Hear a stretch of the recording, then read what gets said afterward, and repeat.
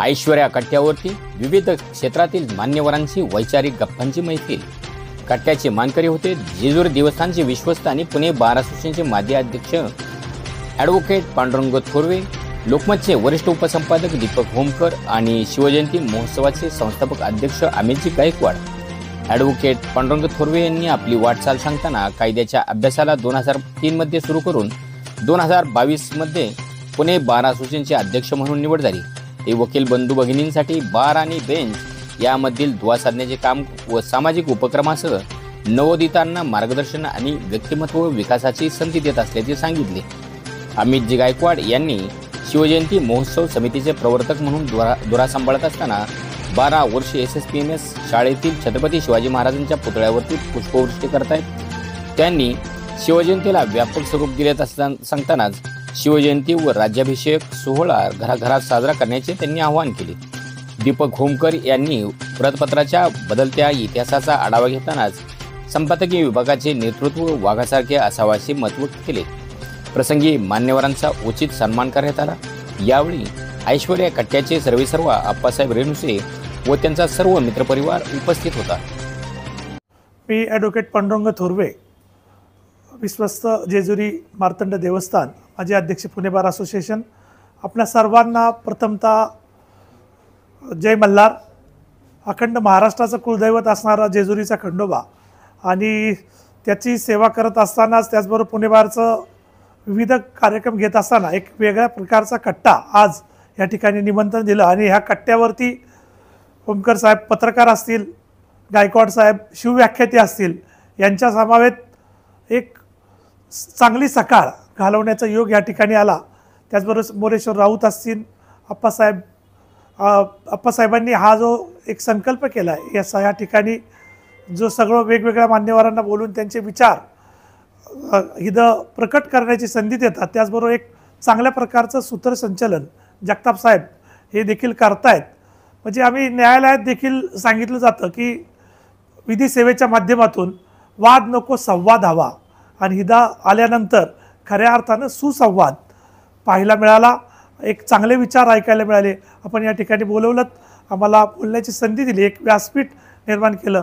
मी आपल्या कट्ट्याला मनपूर्वक अशा शुभेच्छा व्यक्त करतो, थांबतो। धन्यवाद। कार मी दीपक होमकर आणि आज ऐश्वर्या कट्ट्यावर मी आलेलो आहे। यांच्या मैफिलीत आज मी सहभागी झालेलो आहे आणि मला खूप प्रचंड आनंद झाला। खरं तर माझ्याबरोबर थोरवे साहेब, गायकवाड साहेब हे इथं आले, त्यांनी त्यांच्या क्षेत्रातले विविध अनुभव सांगितले, चॅलेंजेस सांगितले आणि यानिमित्त इथल्या सगळ्याच परिसरातल्या सगळ्यांशी गप्पा झाल्या। जगताप साहेबांनी आम्हाला खूप छान बोलतं केलं, रेणुसे साहेबांनी आम्हाला इथे येऊन खूप छान सन्मानित केलं। खरं तर कट्टा ही संकल्पना आपल्या कॉलेजमध्ये असायची, आपल्या शाळेमध्ये सुद्धा आपण जेवणाच्या डबे जिथं खायचो तिथं एक कट्टा असायचा आणि तिथं ज्या पद्धतीनं आपण खूप छान बोलतो, तिथं आपल्या मित्रांशी किती स्वच्छंदपणे वागतो की नाही, तसं वागणं कुठंतरी आपण मोठे झाल्यानंतर आपलं हरवत चाललेलं असतं। आपल्या कामाच्या धबडक्यात असेल, आपल्या व्यवसायाच्या निमित्तानं असेल, पण आज पुन्हा एकदा मला त्या कॉलेजच्या कट्ट्यावर मी गेलो आहे आणि पुन्हा एकदा तितकं स्वच्छंद बोललो आहे, असा आनंद, असा फील मला झाला। त्यामुळे खरंच हा ऐश्वर्या कट्टा खूप मनापासून मला भावलेला आहे। इथं माझ्या क्षेत्रातल्या गप्पा तर मी मारल्याच, परंतु त्यांच्या क्षेत्रातल्या गप्पांमध्ये सुद्धा मी खूप छान रमून गेलो आणि शेवटी मला पुन्हा गाणंही म्हणायची संधी मिळाली आणि अशा श्रोत्यांना म्हणा किंवा श्रोते असे मिळणे हे खरं एका वक्त्याचं, एखाद्या कलाकाराचं भाग्य असतं आणि असे जाणकार श्रोते या ऐश्वर्या कट्ट्याच्या माध्यमातून आम्हालाही मिळालेले होते। त्यांच्याशी गप्पा मारताना खूप छान आनंद झाला आणि इथून पुढं सुद्धा वक्ते म्हणून नाही पण श्रोते म्हणून निश्चितपणे या कट्ट्यावर मला यायला पुन्हा पुन्हा आवडेल आणि हा कट्टा, हा ऐश्वर्या कट्टा पुण्यातलाच नव्हे तर महाराष्ट्रातला आणि भारतातला सुद्धा एक नामवंत कट्टा व्हावा आणि इथं अगदी सगळे मान्यवर यावेत आणि पुणेकरांसाठी ते उपलब्ध व्हावेत अशी इच्छा व्यक्त करतोय। धन्यवाद। मी सुरेशराव गायकवाड, संस्थापक अध्यक्ष शिवजयंती महोत्सव समिती पुणे। म्हणजे एक 2-3 दिवसापूर्वी आप्पांचा फोन आला मला की असं म्हणजे 15 दिवसापूर्वीच आमची चर्चा झाली होती। त्यांनी मागच्या ऐश्वर्या कट्ट्याला मला बोलवलं होतं की या तुम्ही, पण काही कारणामुळे जमलं नाही। तर आता 2-3 दिवसापूर्वी त्यांचा फोन आला आणि मला इथे एक या ऐश्वर्या कट्ट्यामध्ये सहभागी होण्याचा एक सन्मान मिळाला। खऱ्या अर्थाने पुणे शहर हे आपल्या केवळ महाराष्ट्राची नव्हे तर भारताची सांस्कृतिक राजधानी आहे आणि या पुणे शहराचं एक सांस्कृतिक वैभव म्हणून ऐश्वर्या कट्ट्याकडे आपण सगळ्यांनी बघितलं पाहिजे असं मला प्रकर्षाने सांगावंसं वाटतं. आज माझ्याबरोबर वकिली क्षेत्रातले आमचे थोरवे आहेत, पत्रकारिकेमधले लोकमतचे वरिष्ठ संपादक खोमकर साहेब आहेत, की आम्ही जे स्वराज्य कार्य करून ह्या मार्गावर आम्ही आलेलो आहे.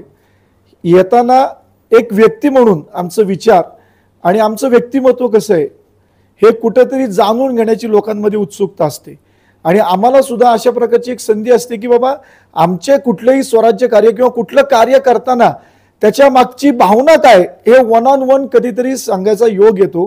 तो आज आलेला आहे. आणि खऱ्या अर्थाने केवळ माझे नाही तर माझ्या इतर 2 सन्मानार्थीचे सुद्धा विचार मला ऐकायला मिळाले. एक वैचारिक प्रगल्भता त्याच्यामुळे आमच्यात निर्माण झाली. आणि खऱ्या अर्थाने पुण्याचं जे सांस्कृतिक वैभव आहे ते धनकोडीसारख्या एक वेगळ्या विचारसरणी चालणाऱ्या विभागामध्ये किंवा उपनगरामध्ये रुजवण्याचं काम ऐश्वर्या कट्टा करते. त्यांच्या उपक्रमास मी मनपूर्वक हार्दिक शुभेच्छा देतो. आणि त्यांचा हा उपक्रम केवळ पुणे पातळीवर न राहता भविष्यामध्ये महाराष्ट्रभर पसरून महाराष्ट्रातले अतिशय नामांकित व्यक्तिमत्व इथं हजेर लावतील याचा विश्वास मी व्यक्त करतो. आणि पुनश्च एकदा ऐश्वर्या कट्ट्याला हार्दिक शुभेच्छा देतो. जय हिंद, जय शिवराय, जय स्वराज्य.